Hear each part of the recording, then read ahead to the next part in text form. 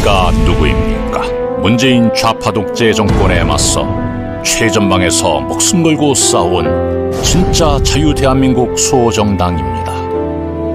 우리가 누구입니까? 박근혜 대통령 탄핵 무효와 무죄 석방을 외치는 진짜 보수정당입니다. 우리가 누구입니까?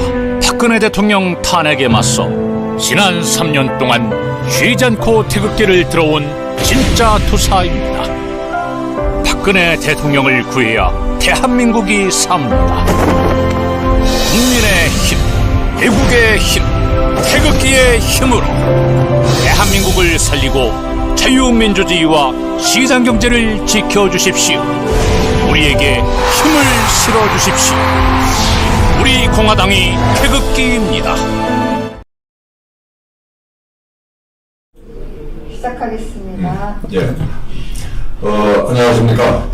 자유와 애국 시민 여러분, 해외 동포 여러분, 그리고 우리 공화당 동지 여러분, 그리고 우리 유재일 TV 애독자, 시청자 여러분, 반갑습니다. 오늘은 정말 귀한 분을 모셨습니다. 자칭 진보신데 제가 알기로는 대한민국의 최고의 보수 쪽의 이름가다라고 저는 생각을 합니다.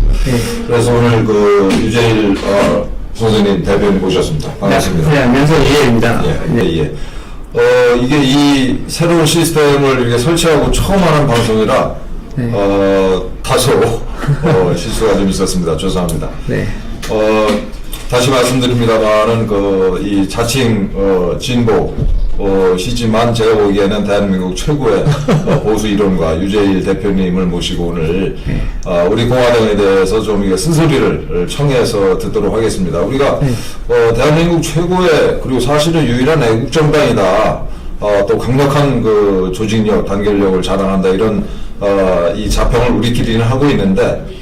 이번에 4.15 총선 결과가 대단히 기대에 미치지 못했습니다. 그래서 우리가 뭘 잘못 생각하고 있는 건지 이런 얘기를 적나라하게 모습을 듣도록 하겠습니다. 먼저 우리 유재일 대표님은 더불어민주당 당원이셨죠. 그렇죠. 그리고 이제 문재인을 대통령으로 당선시키는데도 상당히 기여를 하셨는데 작년에 조국 사태를 계기로 이제 민주당을 탈당을 하셨어요. 그리고 이후에 이제 문재인 정권의 각종 실정을 그야말로 신랄하게 비판을 해보셨는데 이 자기 소개를 겸해서 그 과정에 대해서 좀 간단하게 좀 말씀을 부탁을 드리겠습니다. 일단 저는 문재인 대통령 지지했었고요.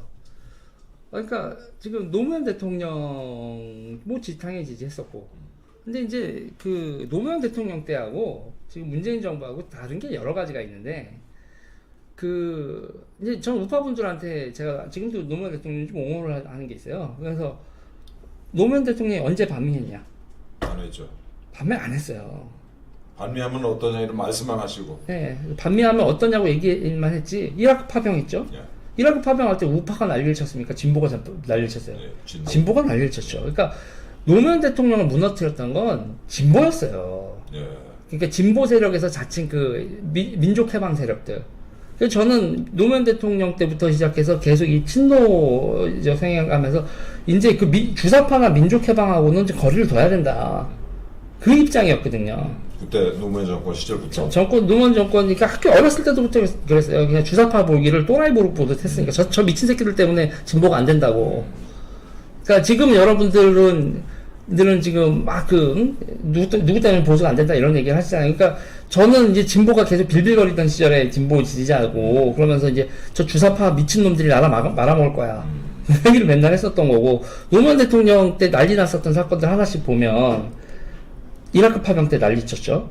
그리고 대출이 사건, FTA, 그리고 방패장 때, 그쵸? 그리고 부안 방패장 이런 거 하고 FTA하고, 그럴 때 우파들 입장에서는 노무현 봐라? 노무현이 저런 걸 하네? 그러니까 제가 그랬거든요. 우파들은 하지도 않는 반미를 가지고 노무현 대통령을 욕하고, 이 진보들은 반미하라고 욕하고, 저 사람 불쌍하다. 얼마나 억울할까.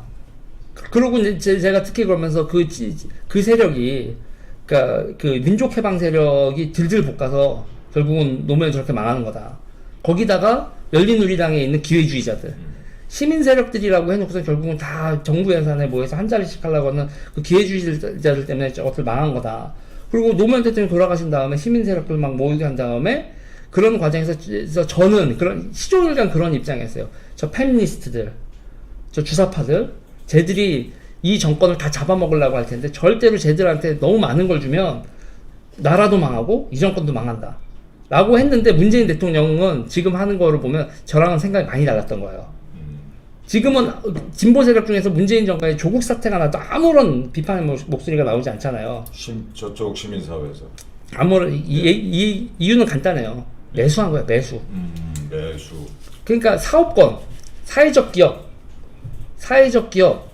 뭐 협동조합, 무슨 이런 조합 이런 식으로 지들 먹거리를 다 만들어 놨으니까 문재인을 존중해서가 아니라그 좌파 시민 단체들은 자기들 먹을 거 생기니까 그냥 지지하는 거예요. 그러니까 지금 진보가 완전히 단일 대우가 됐죠. 똘똘 뭉쳐 있어요. 네. 이렇게 되는 상태에서 지지율이 이렇게 올라오는 건데 저는 이 대가로 뭐냐면 진보의 모든 가치를 다 팔아먹는 거다. 이게 지금 정신대 문제. 그러니까 제가 문재인 대통령 지지자 시절에도 낙성대 연구소를 가서 인터뷰를 했었거든요. 욕 무지하게 먹었었어요. 언제죠? 그게 작년이죠. 그러니까 그러니까 반일 종족주의 책이 이게 출판했을 때 좌우를 통틀어서 이 책을 봐야 된다라고 맨 먼저 말한 사람이 저였어요. 예, 그렇군요. 낙성대를 가서 이우연 선생하고 인터뷰를 하고. 그러니까 그러니까 지금 이런 게 이렇게 변절을 했다 뭐 어쩌고저쩌고 얘기하는데 그냥 시종일관 제 입장이었어요. 예. 항상 주사파에 대한 경계심을 가져야 하는데 시민 정치를 해야 된다. 이렇게 가면 안 된다. 근데 지금은 온갖 사업권들을 중국에서 물건 떼다가 그냥 나라 예산으로 팔아먹는 짓에서부터 시작해서 이거 나라의 지속성을 근간을 흔드는 것들을 아무 거리낌 없이 해요. 네. 지금 문재인 대통령이 이제 노무현 대통령 비서실장도 하고 뭐 이렇게 계승했다라고 말들은 하지만 사실은 전혀 다른 정책을 펴고 있다. 그러니까는 대통령으로서 진보 세력을 거슬러서라도 노무현 대통령은 해야 될 일을 하는 사람이었는데 나라를 위해서. 대통령이 되면 이념이 아니라 현실이잖아요. 예. 그런데 문재인 대통령은 이 지지 기반과 선거에서 이기기 위해서 진보들과 이거는 거의 짝짝꿍을 하고 있는 거죠. 예. 그리고 심지어는 그 매수, 저는 이게 매수가 돈을 직접 줬다는 얘기가 아니라 사업권이라는 얘기예요. 예. 그런 거에 보수의 일부마저 문재인 편이잖아요. 보수의 일부마저. 예. 보수의 일부마저. 예. 특히 제가 그래서 부산파라고 얘기를 하는 건데. 부산파의 실체를 조금 한번 말씀을 좀 해주시죠. 아니 자기 동네에서 자기 업자들 데리고 뭐 오거돈 시장이 되고 문재인이 대통령이 되고 자기 비즈니스에 아무 문제가 없는데 당연히 협력을 하죠. 당연히 협력을 하고 개헌하자면 개헌하고 탄핵하자면 탄핵하고 오히려 박근혜 대통령한테 찬밥이었다. 김무성 뭐 유승민 김세현 뭐 이렇게 얘기를 하는 거에서 저는 뭐 유승민은 조금 다른데 유승민은 자기 비즈니스가 파악을 안 됐거든요. 근데 김무성 대표하고 김세현 의원 같은 경우에 자기 비즈니스가 이 정부 들어서 아무 문제가 없잖아요.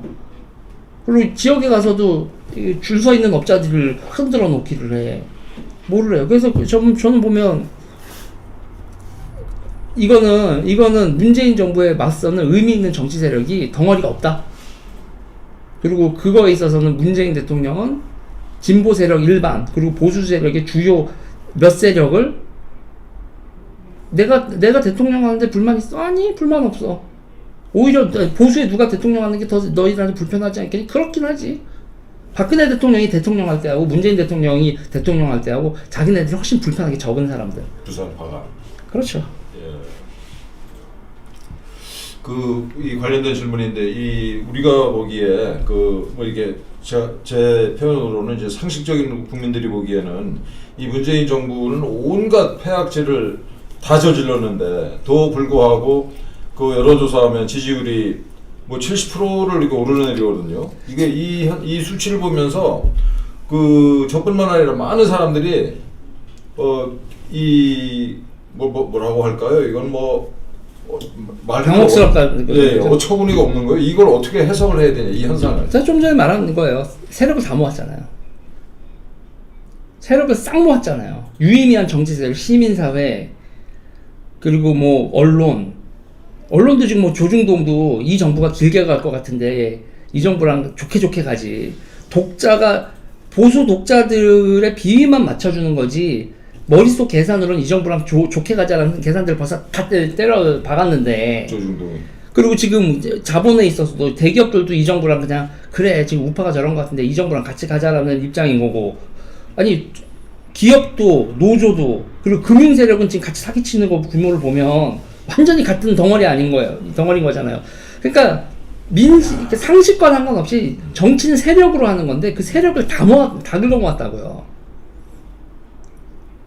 세력을 다 긁어 먹고 척져 있는 세력이, 이게 유의미한 저항할 수 있는 세력이 척지고 있는 세력이 없는데 당연히 이런 지지율 나오죠. 그리고 코로나 위기다 뭐다 하면서 계속 잘하고 있다 국뽕 맞춰가면서 유튜브에서 몇백만 조회수가 나오게 하고 뭐 이러면 그냥 쭉 가는 거죠.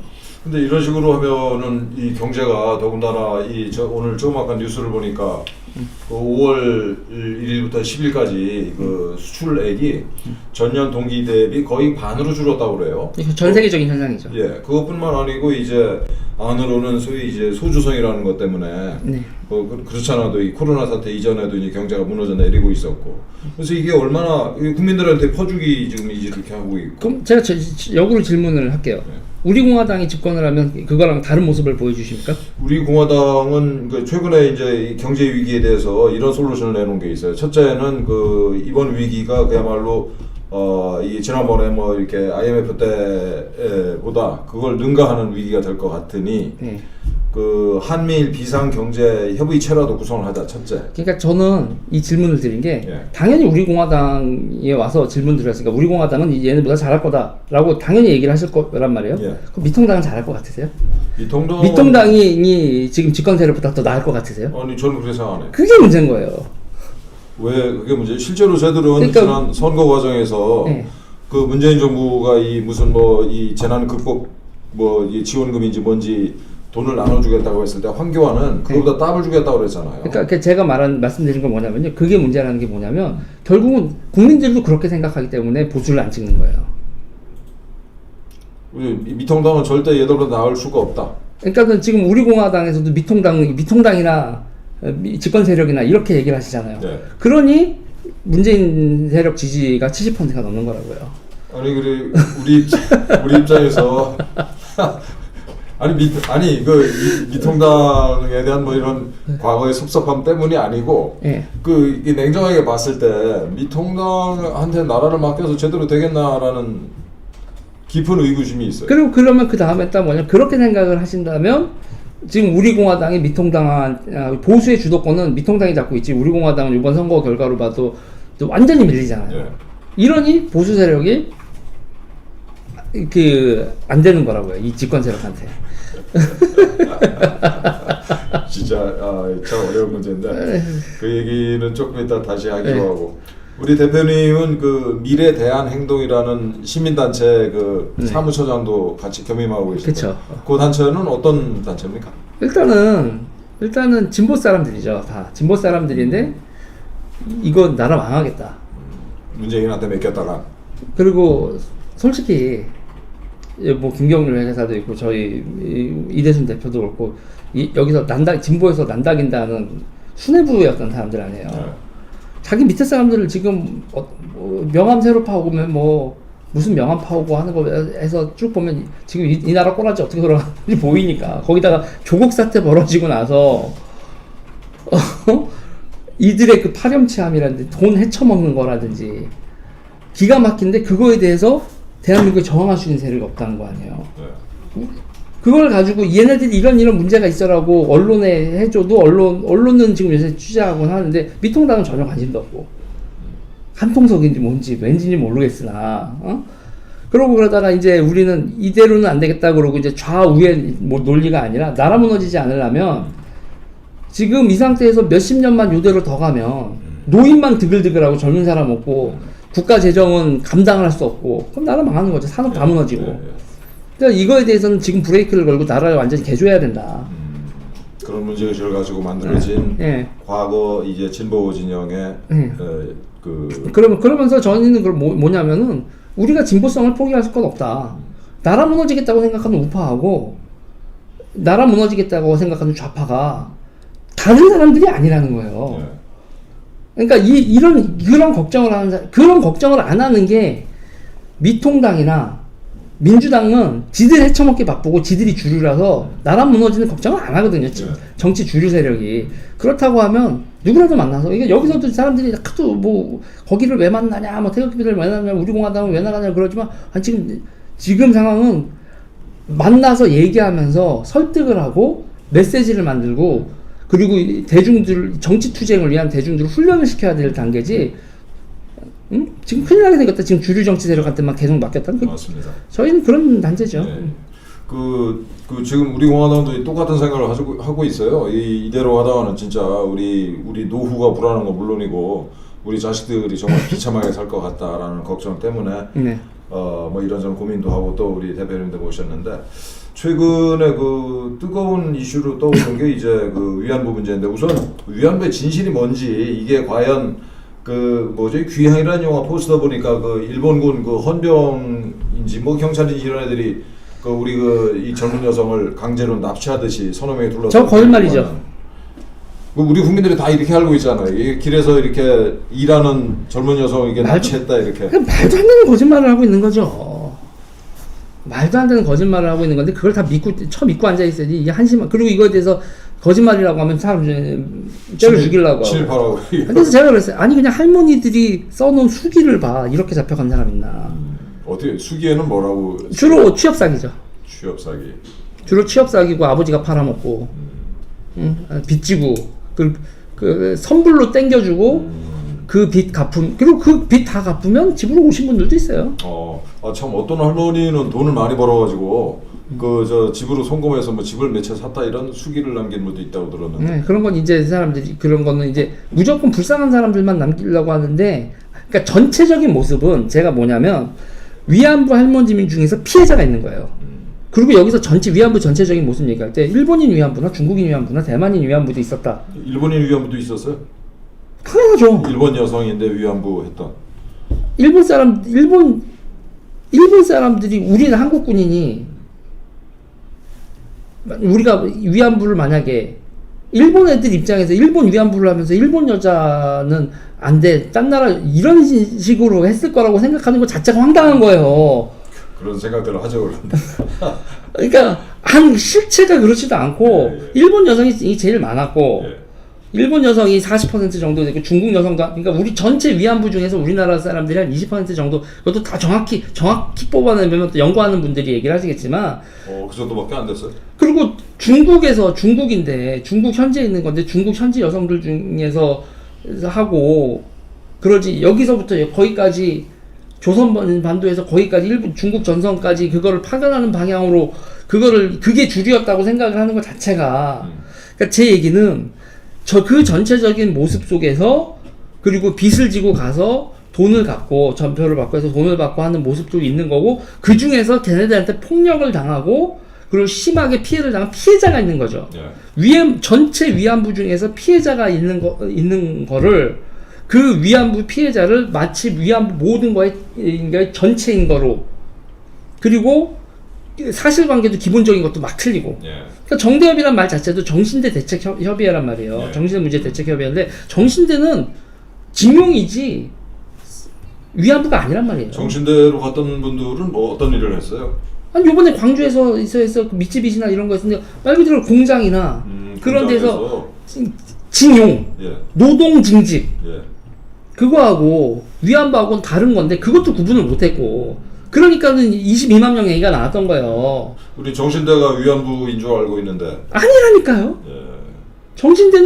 정신대하고 위안부는 다른 거예요. 그래서 할머니들 중에서 그 당시에 나 정신대 갔다 왔다고 할아버지한테 얘기했다가 난 그 할머니는 자기는 정신대 갔다 왔고 노동하다 왔으니까 나 일제시대 때 정신대 와서 이 할아버지는 정신대가 몸파는 뭐 이런 식의 너 나한테 속였어 이러고 하면 그 할머니 황당하지. 나는 일하러 왔는데 그런 피해를 입힌 거예요. 잘못된 개념으로. 그리고 정신대 22만 명들도 얼마나 웃기냐면 정신대도 마찬가지로 한국 사람만 간 게 아니란 말이에요. 일본 사람들 뭐 중국 사람들에서 전체 중에서 우리나라 사람 맥시멈으로 따서 7만 명이 안 돼요. 정신대로 해도. 그러면 위안부는 몇 명이야? 그 위안부 몇 명이 몇 명 전체가 한국인 위안부가 몇 명이었는지도 모른다고요. 지금 이영훈 선생이나 이쪽 낙성대 연구소에서는 여러 가지 지금 정황에서 5,000명 내외였을 거다. 그래요? 5,000명 내외였을 거고 지금 우리 할머니 중에서 피해자라고 하신 분들이 240분, 남북한 합쳐서 500분 정도 이렇게 되는 거고.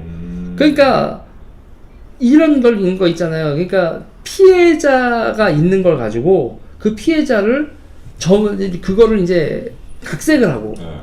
그 다음에 이걸 네버엔딩 스토리로 만든단 말이죠. 네버엔딩 스토리로 만들고 네버엔딩 앵벌이로 만들고 그리고 피해자를 도와주는 게 아니라 본인들 보급 투쟁을 하잖아요. 그렇죠.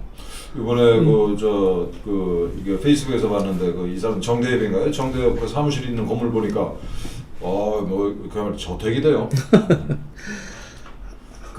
이용수 할머니가 지금 화제의 이제 대상인데 이 양반은 지난번에 트럼프 대통령 오셨을 때 이용수 할머니를 굳이 이제 문재인 씨가 그 자리에 모셔다가 이게 트럼프를 억지로 이렇게 포옹하게 시켰는데 이게 이용수 할머니가 실제로는 위안부가 아니었다라고 윤미향 전 정대협 대표한테 몇십 년 전에 전화했다라는 얘기를 윤 대표가 폭로했는데 윤 대표는 어떤 사람입니까? 이건 약간 우리가 부끄러운 얘기할 때 이건 내 얘기가 아니고 딴 사람 얘긴데 라고 얘기를 하고 상담을 할 수가 있으니까 그 정도로 미영수 할머니가 이건 제가 위안부가 아니라 제 친구인데요 라고 하고 전화를 했다라는 것 자체를 가지고 이용수 할머니가 위안부가 아니었다라고 단정적으로 얘기할 수는 없지만 그렇게 전화를 했다라는 얘기를 지금 와서 얘기하는 윤미향은 뭐냐는 얘기예요. 그렇군요. 이해가 됐어요. 그걸 지금 왜 얘기하냐고요?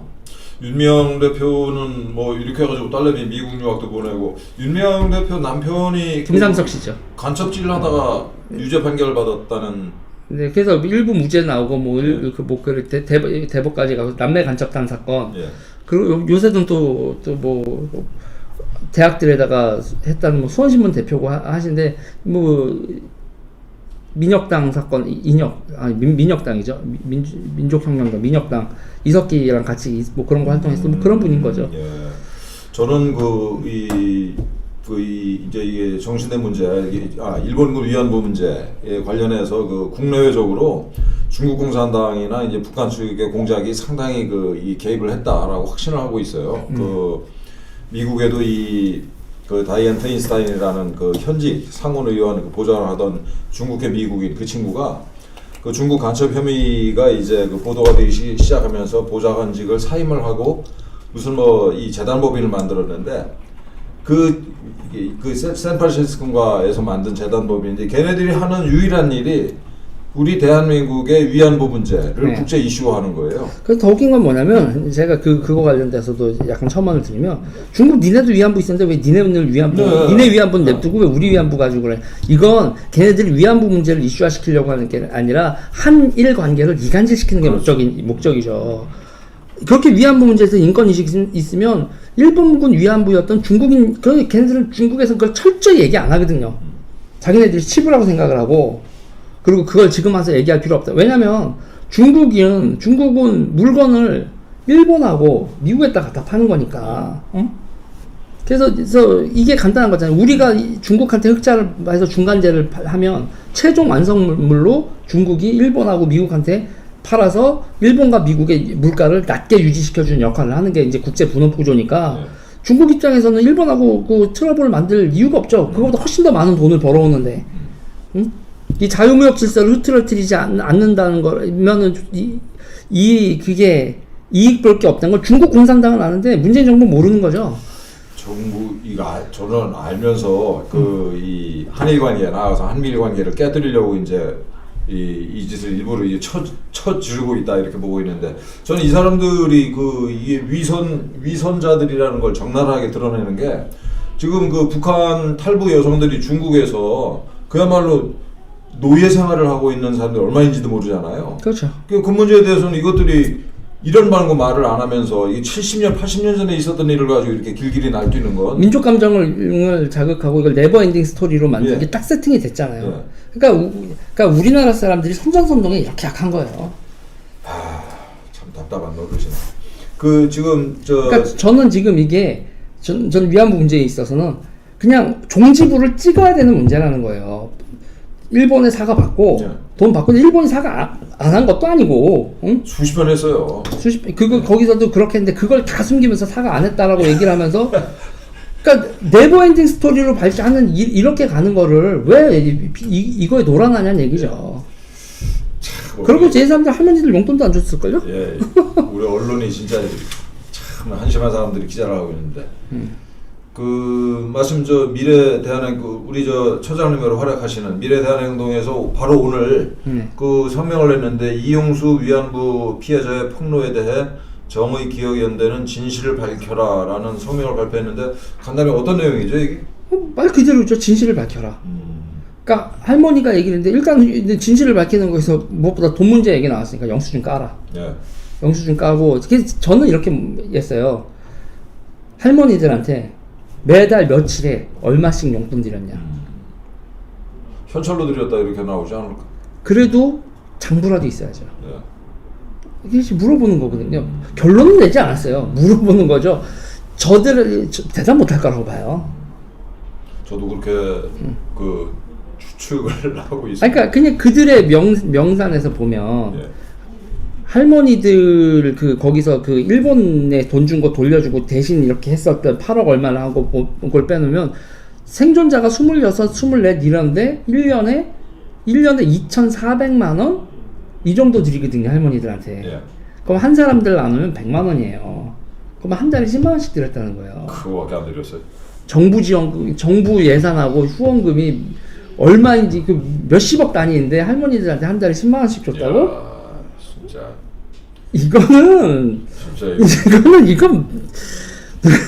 진실을 밝혀야 되겠네. 그러니까 이 예. 진실을 밝히기 위해서 미래 대한행동에서 성명서를 냈지만 제 생각에는 이제 저희 우리공화당을 비롯해서 뜻을 같이 하는 이제 정당이나 시민단체가 요 이슈를 가지고 한번 모이는 게 어떨까라는 생각이 들어요. 그냥 같이 좀 이 문제는 이슈 파이팅을 좀 하자. 이거는 계속 저들한테 물어야 돼요. 예. 물어야 되고 대답을 받아야 돼. 저들이 대답을 못하면 그리고 이제 저는 이거의 맨 마지막 결론은 나 있어요. 울 거예요. 기자회견하면서 울면서 이 눈물을 믿어주세요. 일명 선지 필승이라고. 그 좌파의 레파토리예요. 제가 정의당 탈당한 것도 그것 때문에 탈당했거든요. 그러니까 우리나라에서 국고보조금이 지급됐을 때 그리고 이제 30%를 정책연구에 써야 되잖아요. 그러니까 여의도 연구소하고 민주정책연구원이 있는 이유도 우리나라 제도 때문에 그렇고 나라에서 국고보조금에서 정책연구하라고 그걸 하는데 정책연구는 안 하고 맨날 선거연구만 하고 앉아있고 이길방도만 하는데 그거에서 또 정의당에서 그때 10%인가? 그걸 여성위원회가 쓰도록 했거든요. 그거에 대한 영수증이 없는 거예요. 그래서 울고 넘어가더라고요. 그래서 내가 이 당은 끝났다 그러고 제가 정의당을 탈당하고 지금 민주당이 또 선거에서 대선에서 어쩌고저쩌고 그러는 민주당 갔다가 이 새끼들도 안 되겠다 그러고 지금 이렇게 돼 있는 건데 이건 제가 그냥 아주 그냥 얘기를 하는 거예요. 이렇게 돼서 제가 이용수 할머니한테 부탁드리고 싶은 건 윤미향보다 먼저 우세요. 기자회견에서 먼저 우셔야 됩니다. 윤미향이나 저쪽 활동가들이 먼저 울게 하면 또 쟤들의 또 시나리오대로 꼬여요. 이거의 대처 방법은 우리가 각자가 이렇게 모여서 하는 것도 있지만 이용수 할머니가 저 인간들보다 먼저 우는 게 중요해요. 이게 싸구려 감성주의 제가 그러는데 윤미향 대표가 울면서 이걸 덮을 거다 라는 추측에 저도 100원 걸겠습니다. 그 다음에는 조금 다른 주제 라인 펀드가 피해 액수가 얼마죠? 한 1조 5천억 되나요? 1조 6천억 넘어가죠. 1조 6천억 상상도 할 수 없는 돈인데 사모펀드가 이게 문제가 심각하다라고 이제 계속 말씀하시는데 그 문제 좀 짚어주시죠. 그냥 사모펀드는요 지금 대한민국에서 공모펀드를 다 집어삼킨 건 상태인데 예를 들면 이거죠. 지금 제가 박정희 대통령 지금 사진을 딱 보고 여기 지금 이 자리에 앉아 있는데 박정희 대통령이 업적 중에서 가장 큰 업적을 뭐로 인정하세요? 저는 경제발전. 경제발전에서 결국 산업을 키운 거죠. 네. 산업을 키우려면 우리가 뭘 키워야 되냐면 기업을 키워야 되잖아요. 기업을 키우려면 투자를 해야 되고 박근혜 대통령은 나라에 있는 돈 탁탁탁탁 긁어가지고 이거 그 금융 정책으로 시장에 맡긴 게 아니었잖아요. 그래서 제가 우파분들한테도 자꾸 얘기를 하는데 시장 그러는데 아니다. 그렇죠. 대한민국의 우파의 정체성은 시장에 맡기는 그런 자유주의가 아니라는 거예요. 언제 박정희 대통령이 자유주의 했냐고요. 그 부분은 경제 발전 단계에 따라서 네. 이게 예를 들어서 이제 이 뭐 80년대까지만 해도 한국 경제 민간이라는 게 뭐 거의 뭐 이미 했으니까 그때는 이제 정부 역할이 중요했다. 네. 근데 지금은 이제 민간의 영역이 커졌으니 그 이 시장 경제 중심으로 가자 이렇게 보면 되는 거 아닐까요? 그런데 지금 시장에서 벌어지는 일을 보자는 얘기죠. 네네. 시장에서 벌어지는 일을 보면 시장에다 맡겨놨더니 이 새끼들이 기업에다 투자한다고 명목으로 하니까 사기만 치고 있잖아요. 지금 금융시장 자체를 문재인 정부가에서 그 각종 규제가 있는데 그 규제를 다 무너뜨려주고 사모펀드는요 멋대로 할 수 있거든요. 멋대로 할 수 있단 말이에요. 근데 멋대로 해가지고 리스크가 높은 그냥 뭐 스티븐 잡스 같은 친구가 이렇게 차고에서 컴퓨터를 만들고 있다. 애플 컴퓨터를. 그러면 투자를 해서 애플을 만들면 되는데 야 너 그 아이템 가지고 와봐. 그래놓고서 바로 주식 장난질을 치고 회사가 제품을 만들고 서비스를 만드는 게 아니라 주식 장난질의 재료로만 쓴단 말이에요. 사업 아이템을.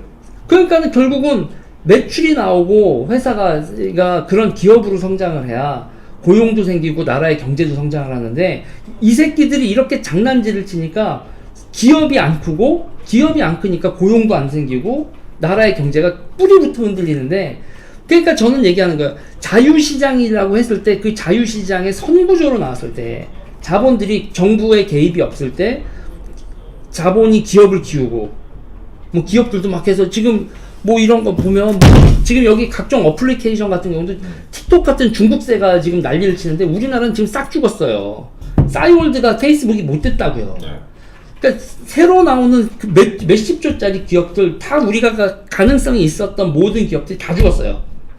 이 핸드폰 하나만 가지고도 우리가 핸드폰만 만들지 그 안에 있는 플랫폼 경제에 있어서 하나도 못 잡았고 드론도 못 만들었고 응? 전기자동차도 지금 밀리고 있고 신수업종이라는 사업에서 우리가 20년 동안 최근 20년 동안 노무현 정부, 이명박 정부, 박근혜 정부, 문재인 정부를 이어오는 20년 동안 우리나라에서 세계 경제에서 새로 생기고 있는 기업들 부가가치 있는 기업들의 진출은 분야가 없어요. 그래놓고서 뭐 한다고 해서 바이오 생명 어쩌고저쩌고 해놓고서 신라젠 같은 거 사기나 쳐하고 10조짜리 사기나 쳐하고 이렇게 되면 어떻게 기업이 크냐고요. 문재인 정부에서는 이 문제에 대해서 어떤 입장이에요? 지치권들이 다 쳐먹는데요? 조국도 사모펀드 했잖아요. 그리고 얘네들이 사모펀드 하면서 더 문제가 되는 거는 기업은 하다가 망할 수도 있잖아요. 예. 근데 망하지 않는 기업들을 해요. 어떤 기업들이 망하지 않는 기업들이겠어요? 국가 예산 빼먹는 기업들. 국가 예산 빼먹어서 수익이 안정적으로 될 수 있는 기업에 지들의 사모펀드를 넣어가지고 주식시장에서 뻥튀기를 해서 헤쳐먹는 이런 양아치 짓을 하다가 걸렸는데 지금 그냥 뻔뻔하게 뭉개버리잖아요. 검찰에서 이게 손을 안 대고 있어요? 검찰이요? 그 검찰이 이걸 수사를 해야 되는 게 남부지검이 여의도 쪽이니까 남부지검에 이제 금융범죄합동수사부 본부. 그래서 검사들도 금융 전문가는 아니잖아요. 기업 전문가들도 아니고. 그러니까 그 금융감독원, 금융위원회 이런 데서 그래서 공무원들 파견 받아서 그들하고 합동 수사를 해야 되는 그래서 합동수사본부가 있었는데 그거를 해체시켜 버렸잖아요. 그리고 윤석열한테 거기다가 지원도 못하게 하고 그 남부지검에다가 호남 사람 갖다 박아놓고 자기네 사람이라고 생각을 했는데 지금 남부지검장님이 나름 소신 있게 움직여서 그것도 호남인데 왜 저러지 이러고 이제 얘네들이 골치 아파하고 있죠. 이 지금 사모펀드가 뭐 규모가 어느 정도나 돼요 이게 다 하면? 우리나라에서요? 네. 500조 가까이 돼요. 1년 예산 가까이 되는 거네. 1년 예산 가까이 되는 거죠. 그리고 작년 말에 400조 계속 크고 있어요. 그래서 지금 현재 2019년 5월 현재 2020년 5월 현재 얼마인지 모르겠는데 400조 돌파해서 지금 저는 한 500조 근처까지 갔다. 그리고 여기서 문제는 뭐냐면 이걸로 사모펀드로 부동산까지 만들어요. 그러니까 올해 3월 1일에 이제 시행령 변화를 보면 부동산 법인을 사모펀드가 리츠 부동산 투자법 그거를 사모펀드가 50% 이상을 가질 수 있어요. 50%까지 그걸 풀어줬어요 이 정부가. 그러니까 우리가 개인이 부동산 투자하는 거 막았죠. 그러니까는 임대사업자를 뚫어서 임대사업자 변경해서 돈 벌었죠. 임대사업자 막으니까 법인으로 갔죠. 법인 지금 손보니까 결국은 사모펀드로 가는 거란 말이에요. 제가 돈은 없지만 제가 이제 개인이다. 그 사모펀드에 돈 넣으면 돈 벌 수 있어요? 원래는 사모펀드는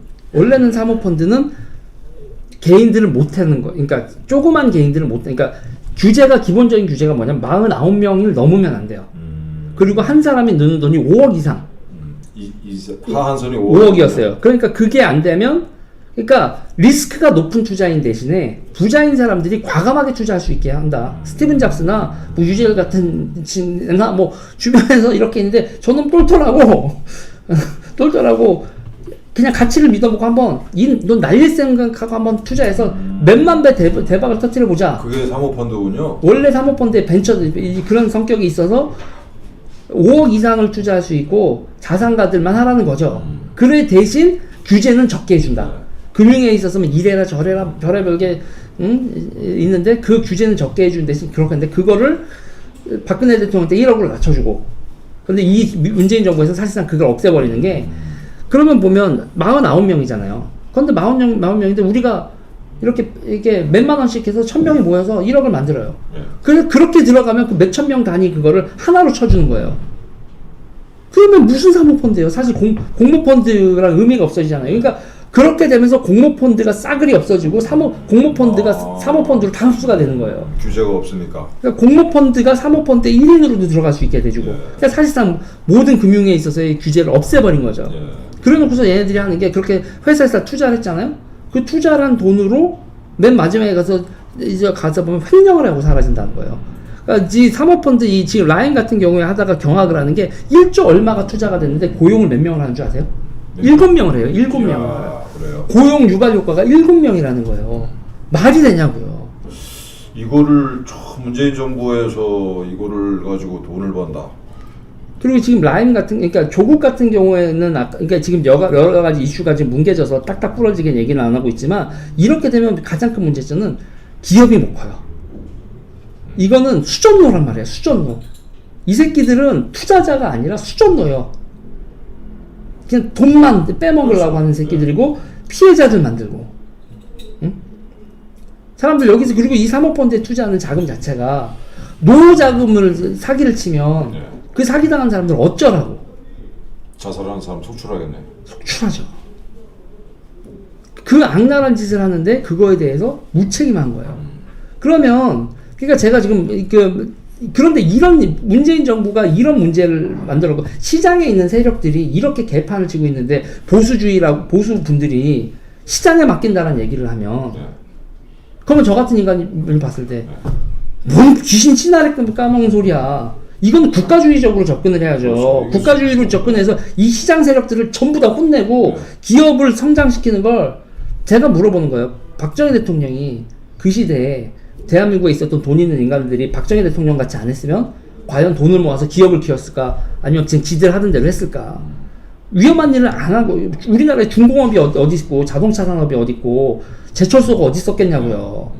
그 마인드 우리나라의 이게 산업이라는 건 어디까지나 국가주의적으로 키웠던 산업인데 왜 그런 역사가 있고 지금도 시장 세력들은 이렇게 도덕적으로 모럴해저드에 쩔어 있는데 보수분들이 시장주의로 가자, 시장 자유주의로 가자. 그거는 이상이고 현실은 그게 아니잖아요. 근데 왜 박정희 대통령을 존경한다는 사람들이 그딴 얘기를 하고 앉아있냐고요. 말도 안 되는 얘기를. 이 경제 현실을 몰라서 경제 언론 책만 읽고 경제 현실을 몰라서 그런 얘기들 하는 것 같습니다. 그래서 저 자신이 그렇고. 그러니까 저는 자유라는 건 자율이 바탕이 됐을 때 자유죠. 지금 대한민국의 기업 투자 시장에 있는 이 코스닥 사기꾼들이 자유를 주면 자유를 누릴 것 같으세요? 아니면 사기를 칠 것 같아요? 사기를 치죠. 사기 치는 게 훨씬 편하니까. 그런데 왜 수익성도 높고. 법적 규제를 풀고 시장은 시장에 맡겨라라는 얘기를 시장에 맡겨서 사업가와 금융가가 있으면 모르겠는데 이렇게 사기꾼들이 많은 시장을 왜 자유를 주냐고요. 이제 이게 후유증이 정말 만만치 않겠군요. 그러니까 지금 이런 상황에서 자유시장 경제가 우리의 이념이다라고 얘기를 하면 보수들은요 이거 문재인한테 권력 뺏어서 보수했다 줬더니 더 처먹겠는데? 예. 이런 생각을 사람들이 안 하겠어요? 이 보수 쪽 인사들을 보면은 이제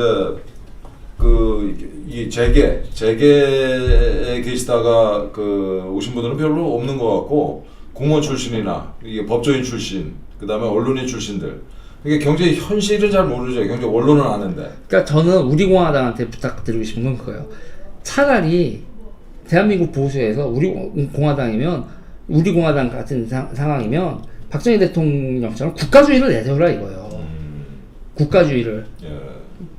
그러니까 대한민국에 있는 공무원이나 솔직히 얘기해서 대한민국 공무원, 언론인, 기타 등등 이들에게 자유를 줬을 때 아직 신뢰할 수 있는 단계냐라는 거예요. 근본적인 물음을 한번 해보면 자연스럽게 자유를 달라, 민주주의를 달라 이렇게 말할 인간들 많지 않아요.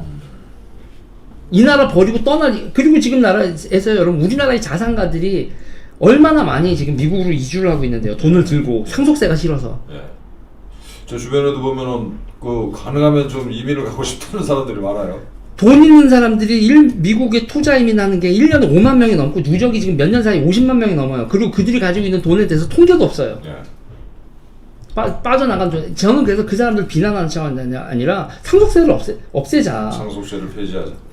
보유세나 세금을 그들에 대해서 세금을 뭐 소득세나 기타 등등 합리적으로 받을 수 있는 세금을 하지만 그들이 돈을 들고 외국으로 튀는 상황이고 그걸 막을 수 없는 상황이라면, 아니 왜 진보 새끼가 이런 얘기를 하냐고요. 보수들이 얘기를 해야지.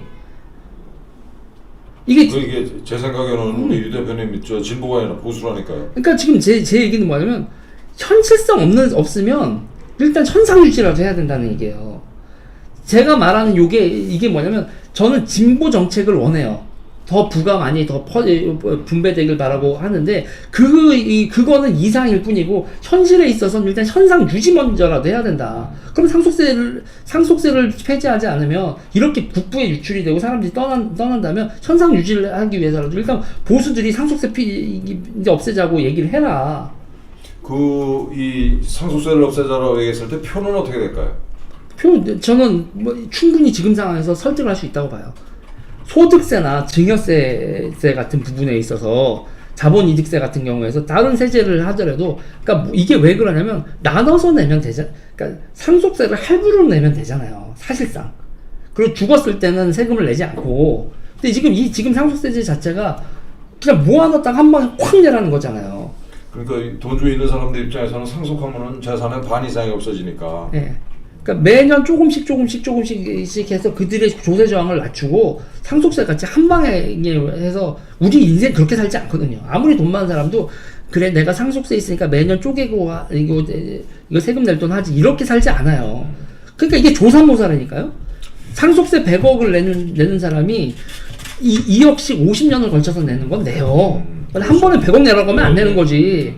그러니까 상속세를 없애주고 다른 세제를, 상속세 없었을 때니까 다른 세제는 조금 올린다 그러면 사회적으로 합의를 하고 서명을 할 수가 있는 거예요. 그러니까 정치는 타협과 협상의 역이지 밀어붙일 얘기가 아니라고요. 제가 이거 원자력 얘기도 마찬가지예요. 저 원자력 반대예요. 원자력 기본적으로 반대를 하는데, 그런데 지금 제가 원자력 단체들한테 이걸 옹호하는 입장을 하거든요. 간단한 거예요. 대안이 있냐는 얘기예요. 없어요.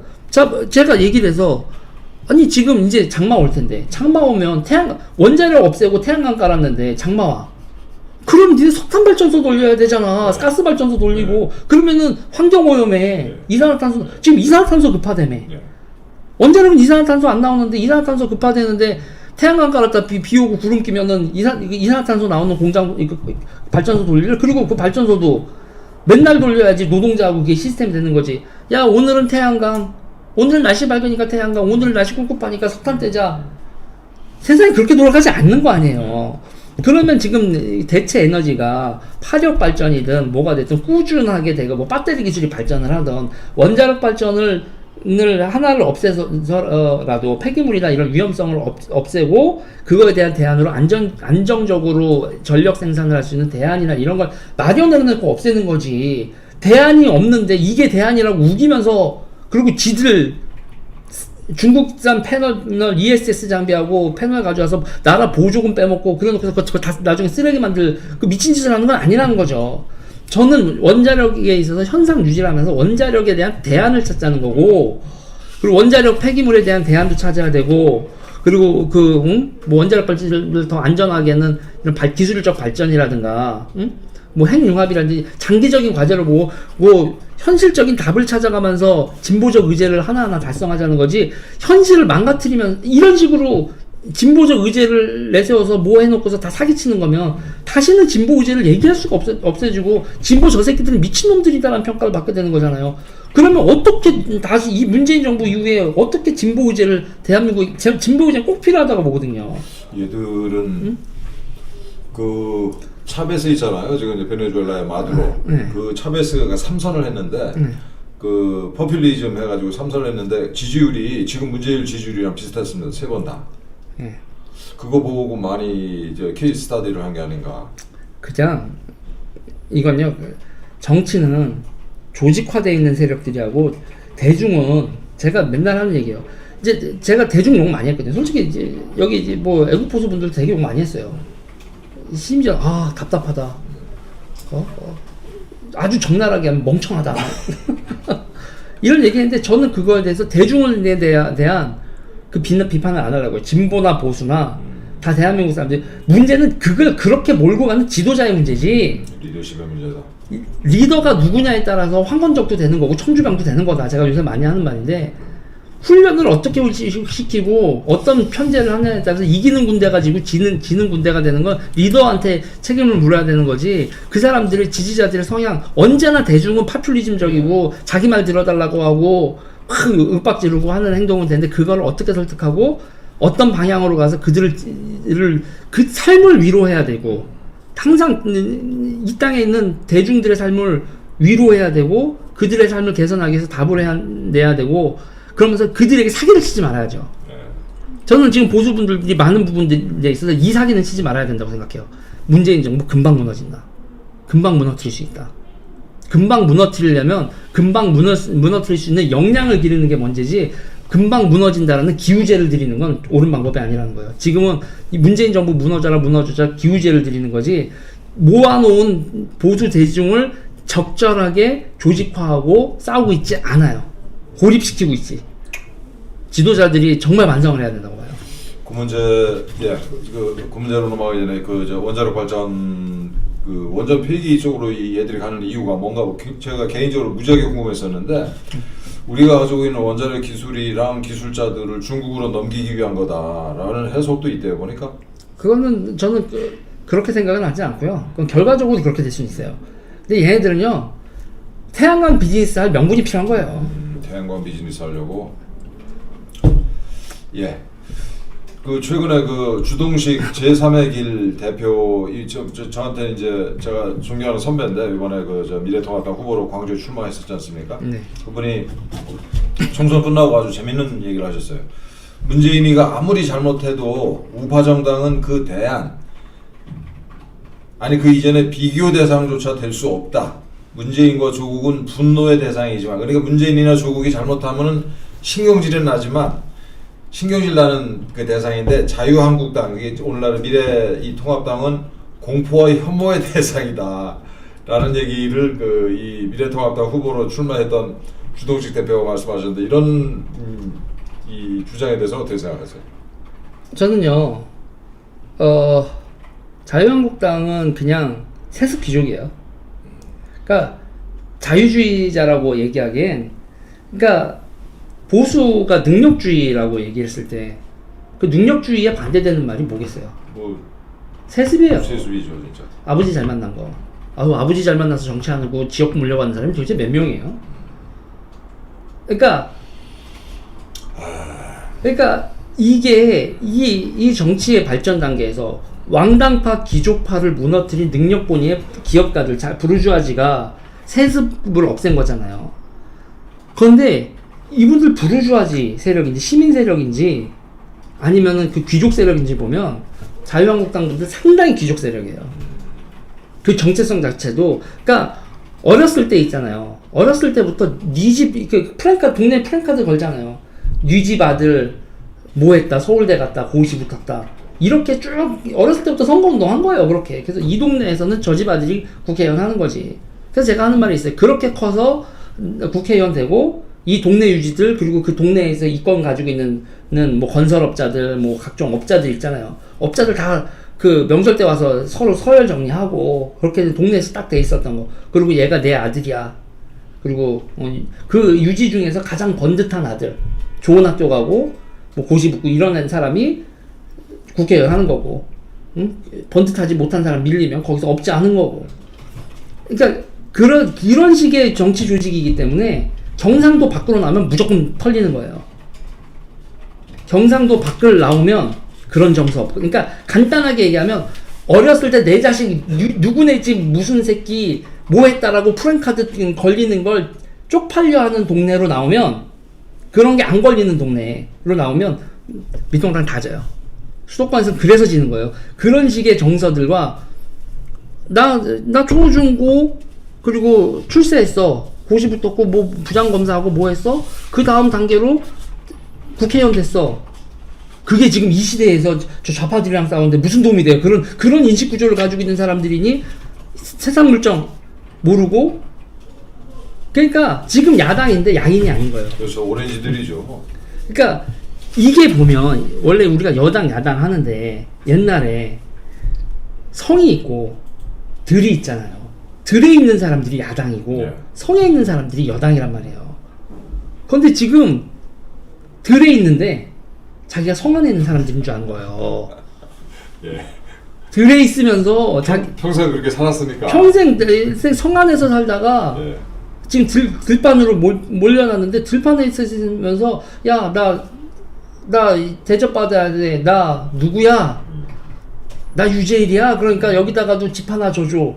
그래서 지지자들이 막 집 하나 줘줘서 그럴싸하게 우리 대장님이지 하고 집 하나 줘줬어. 그랬더니 거기서 눌러 앉아서 살아. 대장님 저기 성 저 뺏으러 언제 가세요? 그럼 거기 가면 겁나거든. 그리고 여기 밖에 있다가 뭐 또 보니까 이 집도 근사하네? 또 눌러 앉는 거야. 미통당 꼬라지가 지금 그거라고요. 그렇죠. 그러니까 뭐 이 정도 되면 국회의원도 됐겠다. 국회의원 이제 의석수도 한 100개 넘겠다 그러면 뭐 이게 지지자들은 빨리 들어가서 저 성 뺏자고 난리인데 지도자들은 그냥 여기서 눌러 앉을 생각이야. 그러니 이게 되냐고요.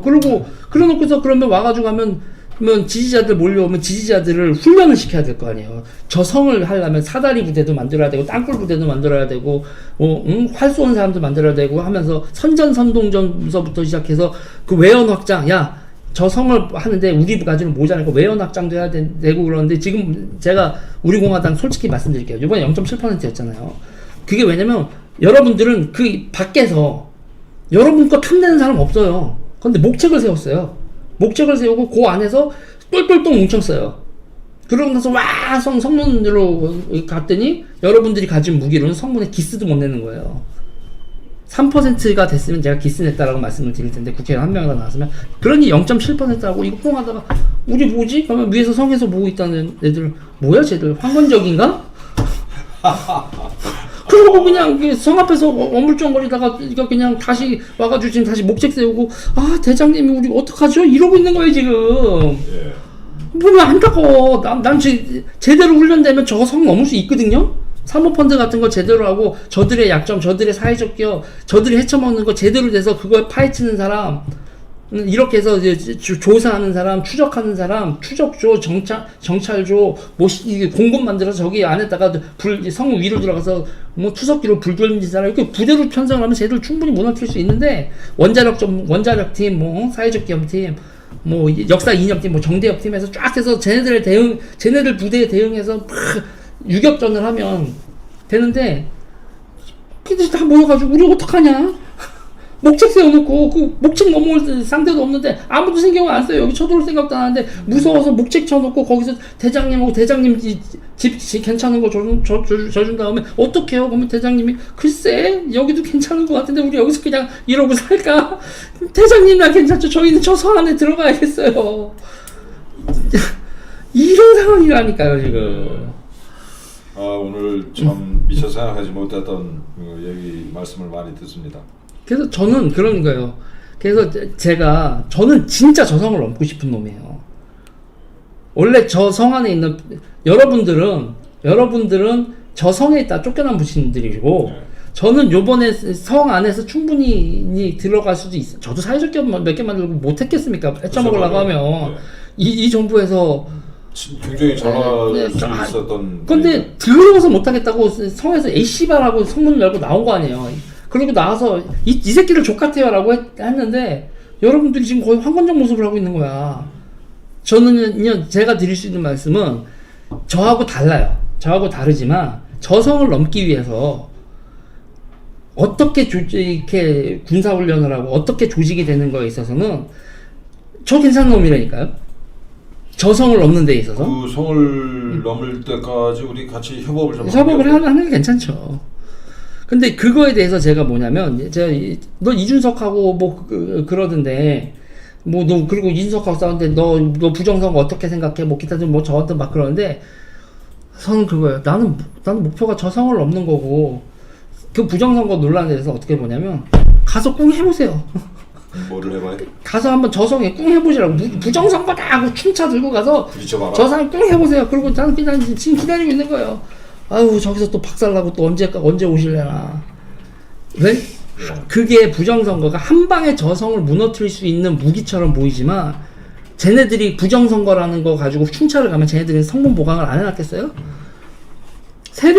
정치를 세력으로 봤을 때 제적한테 되지도 않는 싸움을 걸어서 이쪽 사람들 가가지고 개망신당에 저것들 또 그러면 그럴수록 황건적 때는 응? 이 부정선거 문제는 뭐 저희 당에서도 저 자신이 이제 열심히 들여다보고 있는데 이 결정적인 증거가 없고 이렇게 이 숫자들을 가지고 이제 이 정황 증거다라고 얘기하는 수준인 것 같아요 지금. 그러니까 선거 관리가 엉망이었다라고 얘기를 했어야지.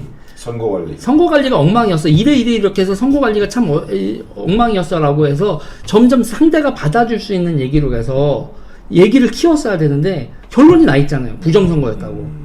지금 나와 있는 여러 가지 것들은 김어준도 얘기했었던 거예요. 포장이 어떠네, 이게 뭐 붙여있는 게 어떠네, 숫자가 어쩌네. 그거를 부정선거였다고가 아니라 선거관리가 허술했다. 이 선거관리가 허술한 거에 대해서 어떡하냐라고 하면 말하면서도 데미지 입을 일 없고 그리고 지지자들도 지칠 일 없고 그러면서 점점 하다가 결정적인 무엇을 찾아서 매복을 해야 되는데 매복을 해야 될 전투에서 세력도 작으면서 전면전을 걸면 진짜 굉장히 좀 위태위태해 보이는데 그 부정선거 문제는 뭐 다음 기회에 다시 얘기하기로 하고 주제를 좀 바꿔서 김영석 그 연대 명예 교수님이나 또 최장집 고대 명예 교수님이 문재인 정권에 대해서 쟤들 전체주의다라고 얘기를 하고 있는데 이 전체주의가 뭐고 또 왜 위험한 건지 좀 말씀을 해주실래요? 전체주의는요 간단해요. 인간이 벌이나 개미처럼 움직이는 거예요. 그러니까는 딱 우상 하나 여왕벌 하나 모셔놓고 그냥 집단적으로 맹목적으로 움직이는 거죠. 그러니까 그 민주주의의 수준 자체를 그러니까 바닥 오브 바닥으로 끌어내리는 건데 얼마 전에 보니까는 근데 저는 이거에 대해서 좌우를 막론하고 이 위험성이 대단히 높다고 봐요.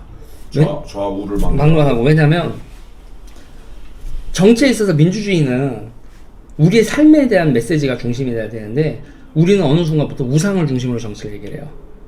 문재인, 박근혜, 뭐 조국 이렇게 한 사람의 개인을 우리의 지도자로 되고 그거에 대한 디테일 내 삶에 있어서 나는 어떤 교육 정책을 원해 어떤 산업 정책을 원해 뭐를 원해가 아니라 저분이 자유시장 경제를 해야 되는데 그러면 무조건 자유시장 경제고 저분이 사회적 경제를 해야 되는데 그러면 무조건 사회적 경제인 거예요. 사람을 보고 내 삶을 하나 둘 따지고 나서 아까도 제가 말씀드렸지만 박정희 대통령의 정책이 하나도 사회주의 그 시장 자율에 맡기는 거 없었어요. 국가주의적이었다고요. 그리고 저는 그 국가주의라는 거 여전히 유효하다라고 생각을 해요. 지금 돌아가는 꼬라지를 보니까. 아까도 그렇게 얘기했죠. 근데 그냥 하나하나 정책이나 메시지가 아닌 우상을 중심으로 해서 그 우상에 대한 충성도 경쟁을 한다. 그리고 그 성에서 이성을 마비시킨다. 그리고 그거에서 보다 다른 얘기를 하는 사람을 윽박지른다. 전체주의죠. 좌우를 그러니까 우리 왜 이런 현상이 벌어지냐면 지금 벌어지고 있는 현상에 대한 극복할 수 있는 솔루션은 없는 상태에서 사람 다들 불안한 거예요. 불안해서. 삶이 불안하고 노후가 불안하고 자식 기르는데 불안하고. 그래서 저는 얘기를 하는 거예요. 이럴 거면 지금 이 모든 사태에서 이 출산율이라든 이 모든 관계에서 제가 그러거든요. 30살이 돼서 사회준출하는 게 문제다. 15살 때부터 돈을 벌게 해야 된다. 직업교육을 시켜야 되고, 부모는 애들 기숙사 생활도 완전히 부모로부터 떨어뜨리는 게 아니라 동네에 학교 있는 상태에서 기숙사 생활하면서 부모가 육아로부터 빨리 졸업시키고 40대 중반쯤이 되면 육아로부터 졸업하고 애들도 지들끼리 짝 만나서 뽀뽀하고 뭐 성관계도 맺고 뭐 즐겁게 사는 걸도 가능하면 일찍 하게 해서 생산 연령을 일찍 하게 만들고 소비 연령도 일찍 하게 만들어야 지금 대한민국 경제가 산다. 그러면 애들을 빨리 독립시킬 수 있는 이런 개혁을 해야 된다. 뭐 이런 얘기를 하거든요. 그러면서 저는 그래요. 우리가 무엇으로부터 해방을 해야 돼? 우리 삶을 이런 해방시키는 메시지를 우리 요구로 해야 된다. 제가 예를 들면 이런 얘기를 하는 거거든요. 그랬을 때 이렇게 하자라고 하는 사람들을 모으자. 라는 건 그건 민주주의죠. 그러면 그거 너무 위험한 생각인데 이렇게 생각을 하면 그런데 그러다가 보면 지도자가 나오는 거고 그 지도자를 했을 때 그 지도자의 정책과 삶의 갈망을 가지고 하는 건데 그 모든 갈망이나 정책적인 담론은 다 사라지고 나는 당신이 죽으라면 죽고 살려면 살겠어요라고 여왕벌이 뿜어내는 페로몬에 중독되는 사람들 마냥 우르르 그렇게 가면 그게 전체주의죠. 민주주의의 끝이죠. 끝. 망하는 거죠. 이 직접 민주주의, 이게 촛불혁명이 이제 직접 민주주의에 꽂혔다라고 이제 이 얘기하는 것들이 있는데, 이 직접 민주주의를 열심히 많이 하면은 전체주의를 막을 수 있어요? 아니죠. 직접 민주주의가 전체주의의 전조죠. 왜 그렇죠? 이게 직관적으로는 잘 감이 안 잡히는. 저게 이제 직접 민주주의에 대해서 많은 사람들이 긍정적으로 생각하는 게 있는데 직접 민주주의는 중우정치로 연결돼요. 그리고 인간의 집단성이라든지 그런 거에 대해서 그러니까 서구가 히틀러와 무솔리니를 겪고 그리고 이제 대공황을 겪고 새로 한 다음에서 정치는 철저하게 당 그리고 정치 엘리트 중심의 정치라는 거를 그들은 깨달았거든요. 절대로 이렇게 대중정치를 가게 되면 대중정치는 당연히 퍼플리즘을 수반하게 되고 거기서 사람들은 듣고 싶은 얘기를 하는 사람한테 선동되고 그렇게 됐을 때 그들이 컬트적인 그러니까 사이비 종교적인 모습으로 흘러간다라는 걸요. 그건 아테네도 그리고 이제 그 현대에 있어서의 그런 것도 그러니까 직접 민주주의가 되면 지금 저도 스피커지만 이런 스피커들이나 이런 게 전도사들, 교회를 따지면 전도사들 이런 쭉 조직이 생겨나게 되고 그 조직의 유지 비용이 되게 세지고 그리고 그들은 자기가 존재하기 위해서 적을 만들고 딱 그렇게 돼요. 사이비 종교화. 그렇게 되고 직접 민주주의를 하면 그리고 이제 적대적 세력의 공존이 되면서 민중이 직접 민주주의가 됐을 때 정치의 주체가 되는 것처럼 생각하지만 정치의 동원의 대상으로 전락해버려요. 동원의 대상이 된다. 근데 본인도 모르는 사이에. 그리고 그 본인은 주체라고 생각을 하고. 그쵸. 그리고 정치 투쟁의 수단이 되죠. 이 사실 멀쩡한 사람도 집단 속에 들어가면은 그야말로 완오브댐이 돼가지고 판단력이 마비되는 이런 증상들을 보이는데. 그래서 지금 서구에서나 이런 거에서 하는 게 인간의 집단에 대한 갈망이 많거든요. 그리고 이게 19세기나 이런 데 혁명의 시기였잖아요. 혁명의 시기에 노동자들이 정치적인 정체성을 가졌단 말이에요. 난 공산주의자다, 사회주의자다. 그 정체성을 뺏은 게 간단해요. 나는 어느 팀의 팬이다. 나는 메뉴의 팬이다.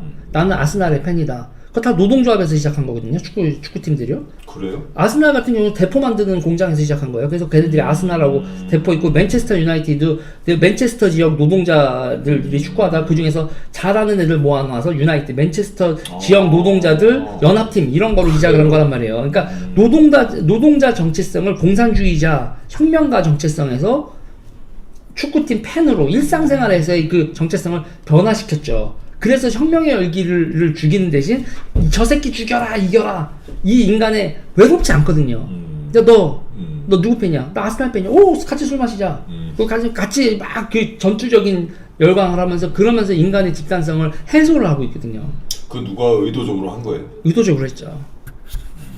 그게 이제 일명 뭐 데이비드 라이트 뭐 이런 거에서 파워 엘리트 이런 책에도 나오고 3S 정책 이런 얘기도 나오고 전두환 대통령 시절에도 허문도 씨가 입안한 정책 같은 거 우리나라 그러니까 요새 그 ESPN에 우리나라 스포츠 경기 중계할 때 외국 사람들이 되게 희한한 게 삼성 라이온즈 걔네들은 시카고 뭐 뉴욕 양키스 뭐 LA 레이저스 그러면서 지역 이름이 이거 팀명이지 기업 이름이 들어가지 않거든요. 그래서 이게 뭐야? 그게 왜 그렇게 세?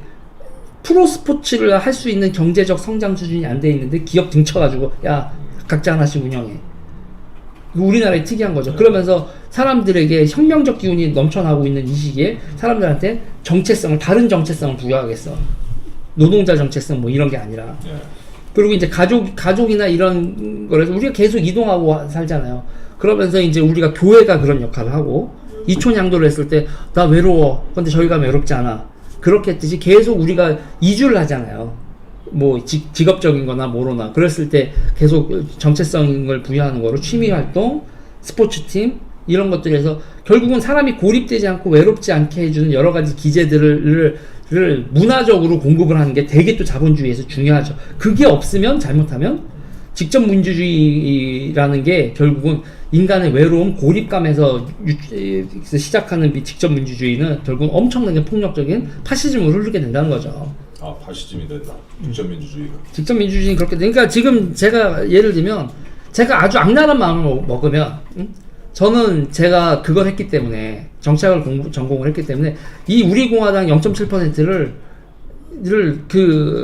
해서 집권하는 거로 되게 파시스트적으로 구성을 하면 그게 가능하다는 걸 알고 있어요. 그러니까 히틀러가 맨 처음에 한 게 젊은 남자애들한테 뭐를 줬냐면요. 옷을 입혔어요. 입당하는데 옷을 입혔으면 유니폼을 입혔다고요. 그러니까 황건적이 이렇게 두 권을 두르잖아요. 그래서 입당을 해서 소속감을 주게 한다는 거 있잖아요. 그게 남자들을 조직하는데 기본이거든요. 기본이 되거든요. 나 외롭지 않아. 소속감을 가지고 있다. 그리고 그 군대가 쫙 움직이기 시작하잖아요. 그러면 그게 엄청난 힘을 발휘하기 시작해요. 그런데 그런 식으로 조직했을 때 나중에 후과가 결국은 대단히 폭력적인 정치 투쟁으로 간다는 후과 때문에 그걸 안 하고 있을 뿐이지 모르는 게 아니거든요. 근데 저는 지금 이거에서 그러니까 예를 들면 이런 거예요. 우리 공화당 같은 경우에도 만약에 조직을 확대한다 할 때 젊은 남자들 내지는 뭐 이 사회에서 불만을 가지고 있는 사람들을 이렇게 하면서 이거 확대를 해야 될 거야. 저성을 넘자라고 하는 사람들을 확대해야 될 때 그 대상을 찾고 그들의 외로움이나 결핍감을 메워주는 의제를 만들면서 근데 그게 어떻게 되냐면 그게 진짜 그들을 위한 거야지 그들을 이용해 먹겠다는 방향으로 가면 사이버 종교처럼 된다는 거죠. 그래서 저는 앞으로도 계속 얘기를 하면서 어떻게 해야 되고 어떤 이미지로 외연을 확장해야 되고 투쟁을 해야 되고 저성을 넘어야 되는지에 대해서 그리고 그 성을 넘은 다음에 이 들판과 저성을 어떤 모습으로 사람이 더 살기 좋은 나라로 만들어야 될지에 대한 그 충분한 논의들을 갖추고 성을 넘어야죠. 안 그러면 성 부서지고 성도 황폐해지고 들판도 황폐해지면 그건 나라 망하는 거 아니에요. 공부 참 많이 해야 되겠네요. 이번에 저 자신도 이제 그런 생각을 했고, 몇 분한테 이런 얘기를 들었는데, 미래통합당이 어쨌든 이거 100석 넘는 의석밖에 차지 못했지만, 보수 진영의 이제 그 대표 주자잖아요. 근데 미래통합당이 어떤 식으로든 보수 진영 전체를 위해서, 좀 이렇게 건설적인 역할을 해주기를 바라는데, 이게 이 총선이 끝나고 나서도 이 사람들 얘기하는 게 소위 이제 중도를 넓혀야 자기네들이 이제 집권할 수 있다. 그래서 보수와는 아예 가까이 하지 말자라는 얘기를 공공연하게 하는데 이 얘기를 하는 당이랑 우리가 어떤 식으로 관계를 맺어야 될까요? 저는 아주 그냥 노골적으로 얘기를 하면 그래요. 진보에도 꼴통 있고 보수에도 꼴통이 있다. 그 사람들이 얘기를 하는 식으로 꼴통이라는 식으로 표현을 할 때를 하면 그런데 지도력은 당신들은 그러니까 진보는 골수 진보들을 세력화해서 품고 있는데 당신들은 그걸 못 품고 있다. 미통당반 입장에서 제기하는 그리고 제가 그런 거예요. 지지 대중을 절대로 꼴통으로 보지 말아라.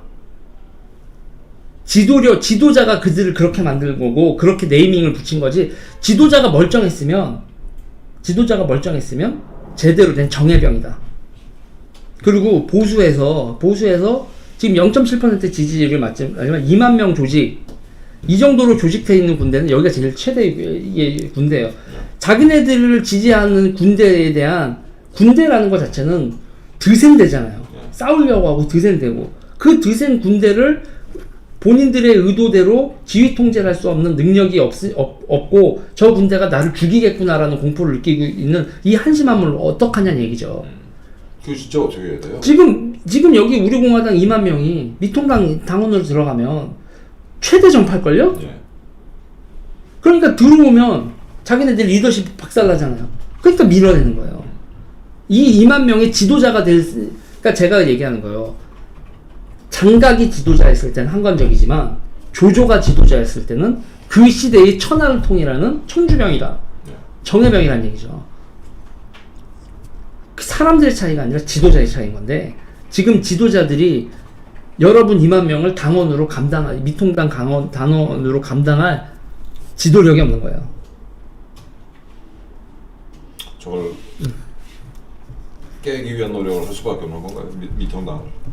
그러면 또 뭐냐면 여기서 해야 되는 건, 여기 지금 지도부 분들은 고립되어 있고 외골수에다가 극성 맞고 외연 확장을 막는 세력이라는 이미지를 벗어버리는 거예요. 그거를 어떻게 해야, 우리가 사실 스스로 그런 생각을 안 하는데, 우리가 극우라는 평가에 대해서도 상당히 그 마케팅을 잘못해서 그래요. 마케팅하고 선전선동을 그러니까 선전선동을 저거 정말 나이브하게 해서, 그러니까 우리가 이러잖아요. 그러니까 우리가 이런 핸드폰 하나 사도요. 우리 간단히 얘기를 하면 아이폰 세련됐잖아요. 중국산 꾸졌잖아요. 네. 지금 정치 세력으로 있었어요. 우리 공화당은 지금 중국산 취급당하는 거예요. 네. 꾸졌다. 왜? 제품을 아무리 잘 만들어도 마케팅이 잘못된 거죠. 정책, 마케팅, 그리고 대외 활동, 어떤 활동, 그래서 제가 별의별 얘기를 많이 했어요. 그러니까 나이 드신 분들 많잖아요. 젊은 사람들하고 만나는 장소를 정치인이 박근혜 대통령 복권 뭐 이런 거로 그러니까 주사파는 자기네들이 주사파인 거에서 있지만 대중 활동을 할 때 주사파인 걸 숨기잖아요. 우리는 할머니들을 돌보는 사람들이에요. 이런 이미지를 만들잖아요. 정대협 같은 걸 만들지, 주사파예요라고 나오지 않고 할머니들을 돌보는 사람이에요라고 나오잖아요. 여러분들이 나는 박근혜 복권을 꿈꿔요 라고 한다고 한 상태에서 그게 사람들한테 확장세를 하지 않는다면 일단 그건 내 마음에 두고 어떤 모습으로 다가갈까. 그러니까 뭐냐면 그냥 직진이잖아요. 예. 그러니까 여러분들은 어떤 거냐면, 나 핸드폰 잘 만드는데 이거 사줘요 비싸게. 길에서 우리 거라면 빨리 전담 받아주고 사줘요. 그럼 여러분 사겠어요? 잘 만들었다고. 그럼 우리가 애국자야.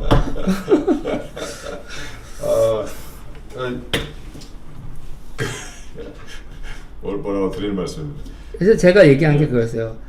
그래서 이게 그냥 이벤트로 에서 젊은 사람들을 만나고 싶어요 한 다음에 우리 그 추억에 있잖아요. 그러면서 추억의 거리 그러면서 박정희 대통령의 위대함을 만약에 홍보하고 싶다면 제가 그랬어요. 그냥 60년대 70년대 길이를 광화문에다가 하나를 만들어라. 그리고 누구 하나가 이게 똥찌개 있잖아요. 진짜 똥찌개나 그냥 똥퍼 이런 거 해서 그걸 그린 거죠. 우리 똥퍼 있었잖아요.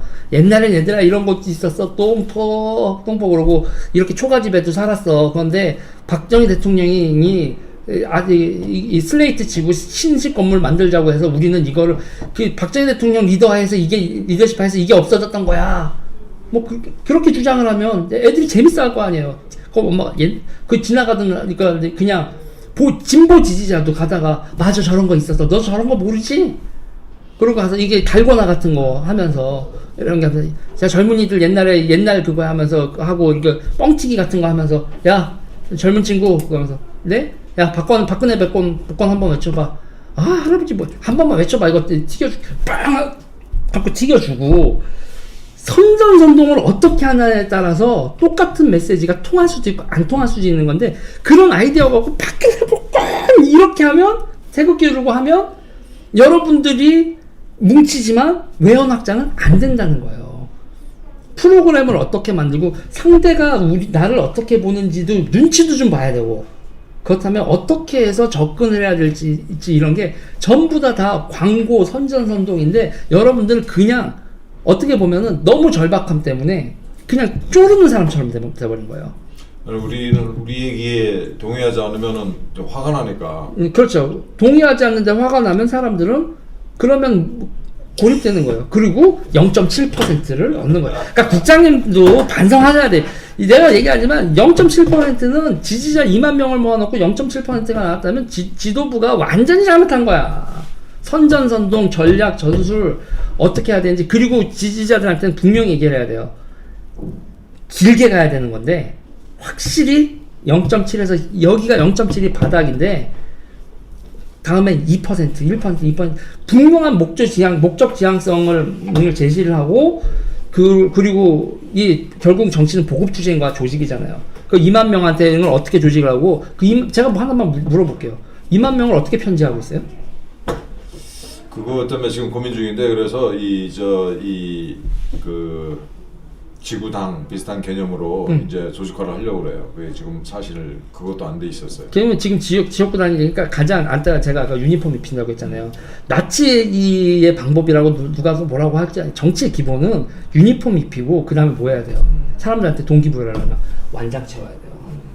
그게 빨갱이스러운 거라고 너무들 싫어하지만 정치 조직 체계를 만드는데 기본이란 말이에요. 근데 그렇게 한 다음에 그렇게 완장 채고 나서 야 이래버리면 사람들이 저 새끼들 빨갱이네?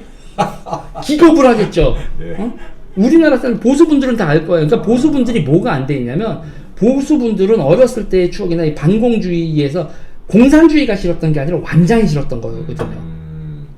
완장의 그 잔익함을 싫었던 거란 말이에요. 근데 그 완장이 아니고선 정치 조직은 생기지 않아요. 그러니까 그 완장을 채우는 걸 정교하게 컨트롤해야 되고 그 완장 찬 사람이 미쳐서 뽕 맞아서 눈깔 돌아가는 거 그거를 통제하면서 해야 된단 말이에요. 직책을 주고 너는 10인 대장, 100인 대장 2만 명을 편제를 만들고 그리고 해야 되고 이 메시지를 해서 요번에 우리 젊은이들하고의 사업에서 뭐를 할게 난 한번 뽑기나 한번 해볼래 추억이 할래 그래서 아니 박정희 대통령의 업적을 어떻게 할까 아이디어를 내고 하는 팀을 해서 해서 평가를 하고 잘하셨다고 하고 그 사이에서도 리더십이 하고 저마다 가지고 있는 장단점에 누가 능력을 보이고 어떤 능력을 보이고 어떤 사람은 뭘 잘하고 그러면 나는 대장하기는 못하고 나는 부안할래 그러면서 또 그 사이에서도 이제 패거리가 생길 거 아니에요. 그 패거리들 간에 갈등을 하지 말고 서로가 서로의 역할을 하면서 야 너 한 건 했냐 나도 한 건 했다 우리가 같이 성장하고 있구나 이렇게 할 수 있는 게 리더죠. 그런 메커니즘을 만들고 편제를 만드는 게 리더인데 지금 보수가 그게 전혀 안 되고 있어요. 제가 왜 그런지 봤더니 이분들은 그러니까 지금 보수라는 분들은 박정희 대통령이 만들어 놓은 조직 내에서 그냥 그걸 직장으로 생각을 하고 승진한 사람들이에요. 자기가 조직을 만들어 본 적이 없는 사람들이라고요. 황교안 대표요? 성대 나오고 고시 붙고 거기서 쭉쭉쭉쭉 해서 자기가 조직 만들어 본 적이 한 번도 없이 그냥 박정희 대통령이 만들어 놓은 조직 내에서 승진해서 권한 대행까지 간 거예요. 우리 공화당은 우리 당원들과 우리 조원진 대표님이 만드신 당인데 만든 게 아니라요. 예. 모인 당이죠. 저는 이거 만들었다고 보지 않아요. 예. 그냥 모인 거지. 일주일에 한 번씩 태극기 집회를 3년이 넘게 하면서 만든 거라고 봐야 되지 않을까요? 태극기 집회요? 제가 냉정하게 얘기할까요? 조원진 대표였고요. 누구라도 하자고 했으면 했을 거예요. 그렇게 돼 있는 그 다음에 그 다음 진도가 없다는 거예요. 그 다음에 우리가 고립되고 있다. 외부로부터 우리가 고립되고 있다라는 신호 그리고 우리의 지금 이게 성공적인 방법이 아니다. 그러면 우리 어떻게 해야 되냐? 그냥 이대로 들이받다가 우리 그냥 이거는 딱 기독교식으로 말하면 마세다 옥새예요. 옥새라고요 지금 이건. 여러분들은 그냥 옥새의 길을 갔기 때문에 더 절박해지는 거예요. 그리고 옥새에 빠진 사람들의 정서라는 게 있단 말이에요. 지금 여러분들의 정서는 우리는 훌륭하고 우리는 옳고 우리는 선량하고 우리의 명분은 있고 그러니 우리 여기서 그냥 죽자. 이 요소에서 포위당한 채 죽자. 우리는 여기서 죽자라는 거 빼고 그 전까지는 다 맞습니다. 그래서 그 전개 죽자로 빠지지 않으려면 성에 갇히면 안 돼요. 성에 갇히면 안 되고 무엇보다 세상을 정찰을 해야죠. 우리가 어디 가서 털을 잡자. 여기 이 털을 잡고 이렇게 전략을 쓰면 우리의 영역을 확장할 수 있다. 그리고 우리가 인재를 모을 수도 있고. 지금 현재 이미지로는 조원진 대표님하고 지금 이 우리 동아당 이미지로는 첫 번째 2만 명에서 큰 군대긴 한데 더 이상 대중 조직이 크기 어렵다. 또 하나 지도자급을 스카우트 수 하기 어렵다. 예. 사실은 인재를 진짜 충원을 계속 해야 되는데 당이 굉장히 이게 강하게 뭉쳐 있어가지고 이놈이 미친놈이네. 네. 뭐 저 정도면 뭐 예상했던 것보다 훨씬. 네, 뭐. 벌써 22분이군요.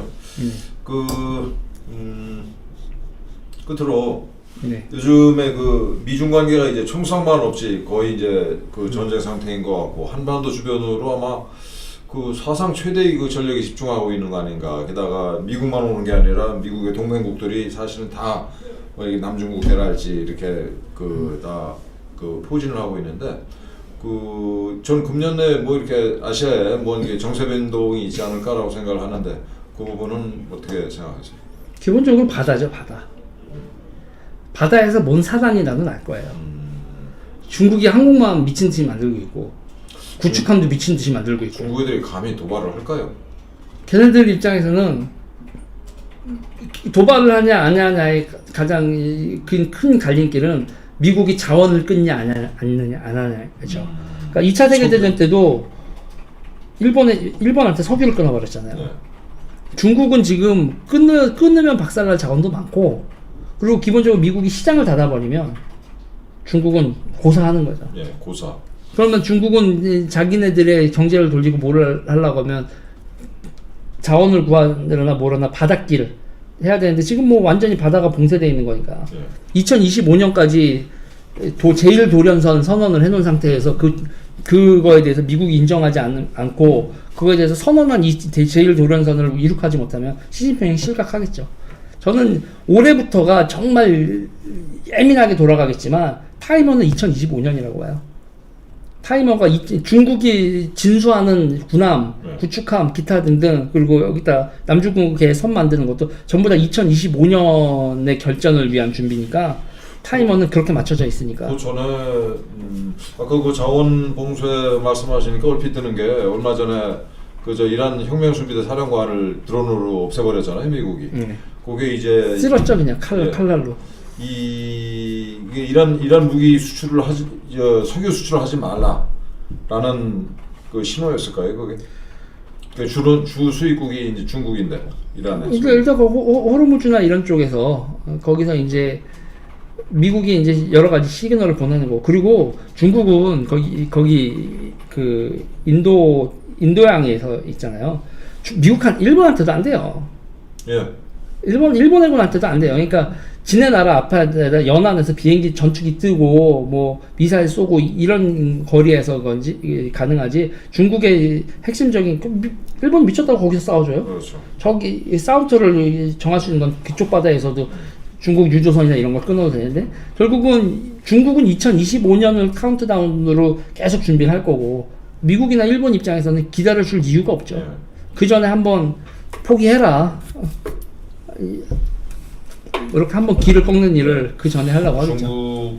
중국 내지 중국 공산당이 살아나려면은 시진핑을 실각시키고 리더십을 이렇게 재편성한 다음에 그 미국에 이제 항복하는 모양새를 보기 좋게 꾸미는 거 말고는 답이 없지 않나라고 생각하는데.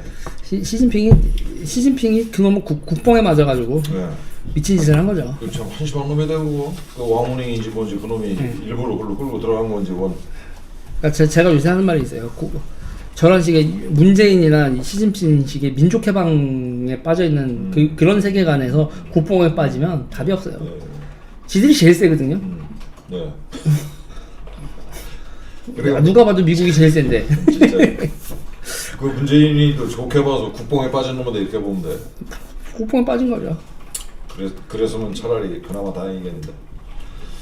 예, 오늘 거의 1시간 반 동안 제가 뭐 여러 사람 얘기를 듣느라고 들었는데도 불구하고 우리 그 유 대표님으로부터 오늘 처음 듣는 그 말씀을 참 많이 들었고요. 저는 굉장히 유익했습니다. 우리 당원 동지 여러분들은 굉장히 굉장히 귀에 거슬리는 말씀도 좀 해주셨는데, 저는 이렇게 생각해요. 우리가 아까도 이제 유 대표님 말씀하신 것처럼 문을 열어라. 그 성 안에 우리가 쌓아놓은 이 방책 안에만 있지 말고 이런 말씀을 하셨는데, 저는 이런 식으로 우리한테 좀 이렇게 쓴소리를 해주는 분들을 계속 모셔서 얘기를 들으려고 합니다. 그래서 오늘도 여러분들 의견을 주셨는데 계속해서 뭐 이런저런 의견들을 주시면은 제가 진행하는데 이게 참고를 하도록 하겠습니다. 그리고 좀 어려운 부탁을 하나 드려도 될까요? 어떤 거죠? 한번 좀 시간을 좀 가졌다가 한 번 더 좀 와주십사 하는. 네. 네, 알겠습니다. 다음에 또 불러주시면. 우리 유 대표님이 사무실이 저 강변역 굉장히 먼데 오늘 이렇게 와주셨습니다. 그래서 네. 오늘 정말 감사했고요. 이게 생각할 거리가 굉장히 많은데 정리를 해가지고 다음에 조금 이렇게 진척된 말씀을 나누도록 하겠습니다. 오늘 와주셔서 감사합니다. 인사 말씀 좀 우리 시청자들께 한번 해주시죠. 그러니까 저는 이제 많이 하는 게 이제 패배에 익숙해지면 안 돼요. 패배에 익숙해지면 안 되고 목표는 이겨야죠. 예. 그럼 이기려면 이길 수 있는 전략을 짜야 되고 지금 있는 힘에 맞는 전투를 해야 되고 게릴라전을 해야 될 땐 게릴라전을 해야 되는 거고 전면전을 해야 될 땐 전면전을 해야 되는 거고 항상 전면전이 답은 아니다. 뭐 이런 얘기를 드리고 일단 저는 뭐 여기 온 것도 또 이제 좀 많은 사람들이 입방아가 될 텐데 뭐 입방아 떨르면 떨르나 네, 그런 거죠. 여기까지 하겠습니다. 저 감사합니다, 여러분. 감사합니다. 그만 네. 마치겠습니다. 고맙습니다. 우리가 누구입니까? 문재인 좌파 독재 정권에 맞서 최전방에서 목숨 걸고 싸운 진짜 자유 대한민국 수호정당입니다. 우리가 누구입니까? 박근혜 대통령 탄핵 무효와 무죄 석방을 외치는 진짜 보수정당입니다. 우리가 누구입니까? 박근혜 대통령 탄핵에 맞서 지난 3년 동안 쉬지 않고 태극기를 들어온 진짜 투사입니다. 박근혜 대통령을 구해야 대한민국이 삽니다. 국민의 힘, 애국의 힘, 태극기의 힘으로 대한민국을 살리고 자유민주주의와 시장경제를 지켜주십시오. 우리에게 힘을 실어주십시오.